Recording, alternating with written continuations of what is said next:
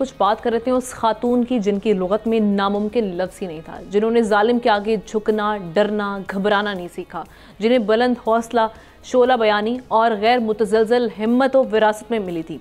हम बात कर रहे हैं जनाब मादरे जमहूरियत, मुस्लिम दुनिया की पहली खातून वज़ीर आज़म मोहतरमा बेनज़ीर भुट्टो की, जिनका आज 71वां यौम पैदाइश मनाया जा रहा है। अपने तज्ज़ियाकारों से जानते हैं कि बीबी की ज़िंदगी का कौन सा सब पहलू उन्हें सबसे ज़्यादा मुतासिर कुन लगता है और उन्होंने उनकी पर्सनैलिटी को किस तरह पाया। लगारी साहब, आपसे आगाज़ करते हैं। बहुत जमहूरी खातून थी, वो पूरी बात सुनती थी। बाद में लोगों ने कहना शुरू कर दिया था कि जी एक बेनज़ीर सुनती नहीं है, नवाज शरीफ समझते नहीं हैं लेकिन बेनज़ीर को हमने कभी ऐसा नहीं पाया, वो हमेशा सुनती थी और एक डेमोक्रेटिक के तौर पर वो तमाम बातों को एडजस्ट भी करती थी। और एक बात यह है कि बहुत बहादुर थी।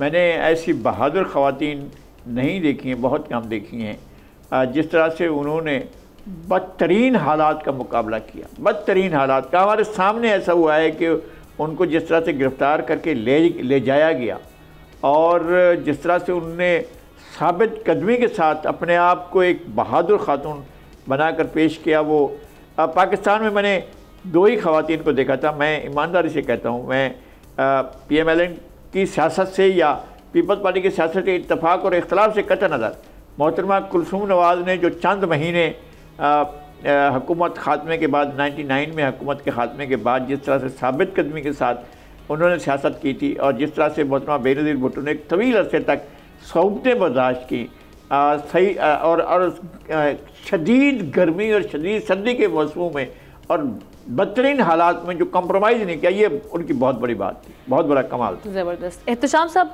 आज की सूरत हाल से अगर हम रिलेट करें, जिस सूरत हाल में हम देख रहे हैं, जिन हालात में हम हैं, सियासी पार्टीज़ में जहां हम डायलॉग्स पे स्टेलमेट देख रहे हैं, अगर बीबी होती तो आप समझते हैं कि कुछ डिफरेंस होता, कुछ फ़र्क होता, हालात मुख्तलिफ होते, उनका किरदार क्या होता? जानदारी की बात है आमना, मैं मुझे 101% यकीन है अगर वो होती, हयात होती, तो शायद हमारे मुल्क का नक्शा जो आज हम देख रहे हैं, जो सियासी अबतरी है, जो बेयकीनी है, जो जिसको कहते हैं एक दूसरे को बर्दाश्त करने से हम बाहर चले गए हैं, ये शायद ना होती।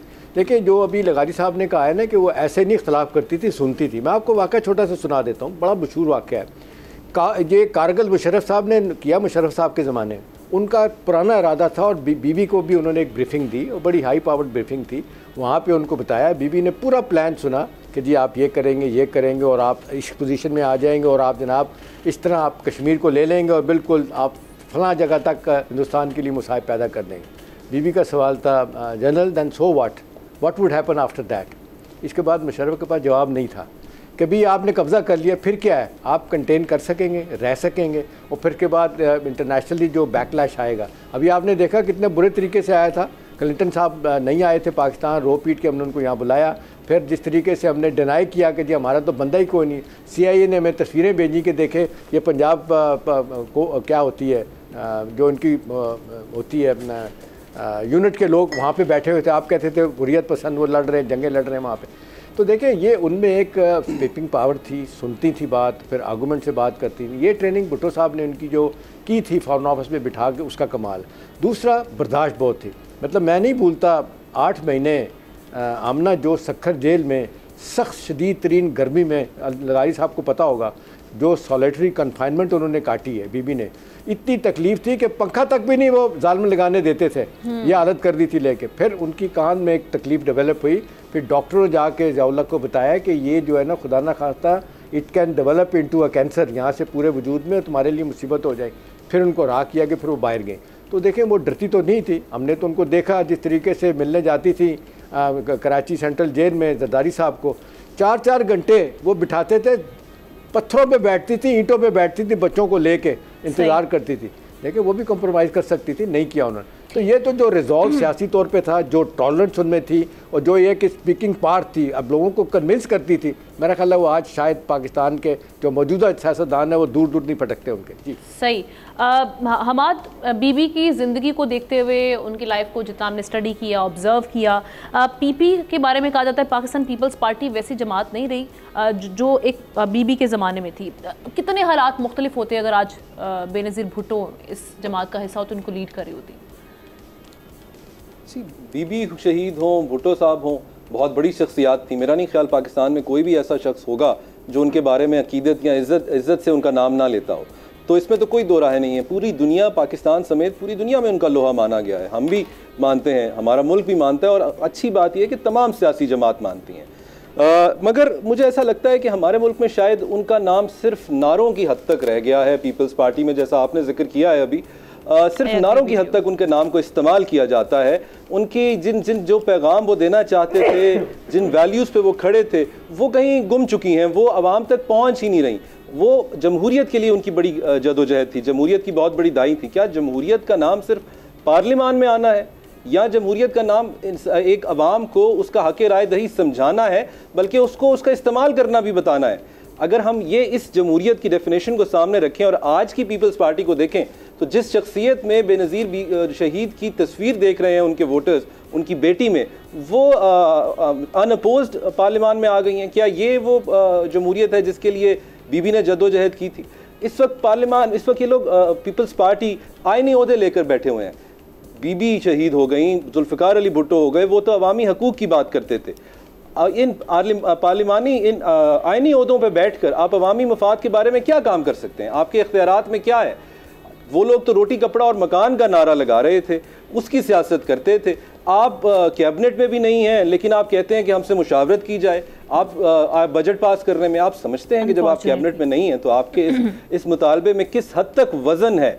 दूसरी तरफ आप कह रहे हैं कि हमारे साथ एक एग्रीमेंट किया गया है जिसकी खिलाफ वर्जी की जा रही है। अगर असल जमहूरियत की बात की जाए तो शफाफियत उसका खासा है। आप अवाम को तो बताइए कि कौन सा एग्रीमेंट था आपका और PPMLN का, उसकी क्या शिक थी, क्या टर्म्स थी, क्या कंडीशन थी, किन की खिलाफ वर्जी हो रही है। हाँ, उनको सामने लाइए, लोगों को बताइए कि क्या नुकसान हो रहा है, और लोगों को बताइए कि उनके किस मुफाद के लिए आज आप निगोशिएट कर रहे हैं, क्योंकि उनको तो यही तासुर मिल रहा है कि आप पावर शेयरिंग फार्मूला को रीनिगोशिएट करना चाह रहे हैं। बिल्कुल ठीक है। कई वालों से हमाद बताया भी है, जो उनकी 4 बड़ी शराइत थी उन्होंने दी भी थी, जिसमें था कि कल भी हमने बात की थी कि 16 अजला में जो डिस्ट्रिक्ट ऑफिसर लगने हैं, अपना क्या कहते हैं डिस्ट्रिक्ट ऑफिसर लगने, DCO DPO लगने, वो मुशावरत के साथ लगाए जाएंगे। बजट में मुशावरत होगी, PSDP था वो नहीं हुआ, लॉ ऑफिसर पंजाब में लगने हैं, वो ये पब्लिक है, पब्लिक हुई है बातें, पब्लिक डॉक्यूमेंट को कर देना। मैं सिर्फ ये कह रहा हूं। चलें, हम अली की जानिब बढ़ते हैं। अली, आज की जो हमारे जितनी भी सियासी जमातें, उनके अगर लीडर्स को देखा जाए, आप क्या समझते हैं कि बीबी की पर्सनैलिटी का ऐसा कौन सा पहलू है जो उन्हें अडॉप्ट करने की ज़रूरत है? देखिए, 2 कैरेक्टरिस्टिक्स में से एक तो आपको और लोगों में भी मिल जाएगा कोई एक, लेकिन मेरे ख्याल में इस मुल्क ने सिर्फ एक शख्सियत पैदा की है जिसकी मैस अपील भी थी और जिसका विजन भी था, जिसको पता था कि अगले 20, 50, 100 सालों में दुनिया कैसी होगी, और ये शख्सियत बेनज़ीर भुट्टो थी। ज़बरदस्त। अली ने बड़ा मुख्तसरन लेकिन बड़े खूबसूरत अंदाज में इसको बयान किया, उनकी इस क्वालिटी को। जिस तरह से हमारे जितने भी पैनलिस्ट हैं आ चुके, बेनज़ीर भुट्टो उनका आज हम देख रहे हैं कि उनका यौम पैदाइश है, और इसी सिलसिले में हम देख रहे हैं कि आज एक पीपल्स पार्टी की जानिब से जलसा भी किया जा रहा है और बिलावल भुट्टो से खिताब भी कर रहे हैं। सब्सक्राइब करें और बेल दबाएं ताकि कोई खबर रह न जाए।